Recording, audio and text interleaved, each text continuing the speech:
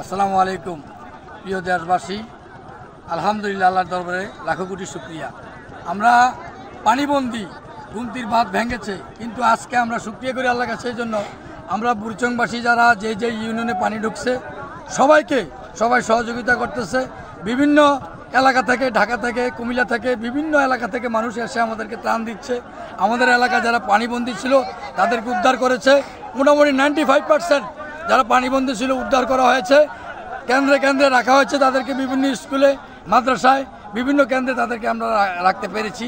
এবং মানুষের সহযোগিতায় এই এলাকার মানুষ আজকে খাবার পাচ্ছে, পানি পাচ্ছে। এখন আমাদের শুধু প্রয়োজন কিছু নৌকা এবং বোট সংকট আছে। এটা হলে ইনশাল্লাহ আমরা এলাকাবাসীকে সার্বিক সহযোগিতার মাধ্যমে এই এলাকার সমস্যার সমাধান সহযোগিতা পাচ্ছি।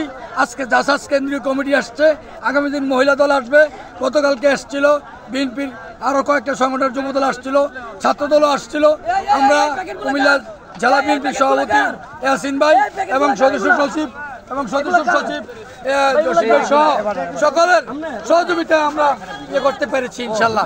ঠিক আছে, সবাইকে ধন্যবাদ। ইয়াসিন ভাই, জসিম ভাই সার্বিক তত্ত্বাবধানের মাধ্যমে সহযোগিতা করছে, সবাইকে ধন্যবাদ।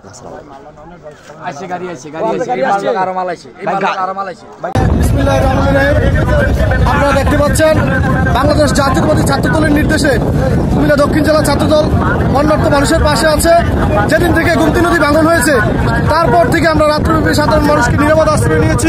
তারপর থেকে তাদেরকে যাদের নিরাপদ গন্তব্যে পৌঁছে দিয়েছি এবং সাথে সাথে আমরা ত্রাণ সামগ্রী, বিভিন্ন খাদ্য সামগ্রী, শুকনা খাবার, রান্না করা খাবার বাংলাদেশ জাতীয়তাবাদী ছাত্র দলের নেতৃবৃন্দরা তাদের নির্দেশে, কেন্দ্রীয় সংসদের নির্দেশে আমাদের নেতাকর্মীরা এই খাবারগুলো বিভিন্ন আশ্রয় কেন্দ্রে পৌঁছে দিচ্ছি, ঘরে ঘরে পৌঁছে দিচ্ছি, বাড়ি বাড়ি পৌঁছে দিচ্ছি।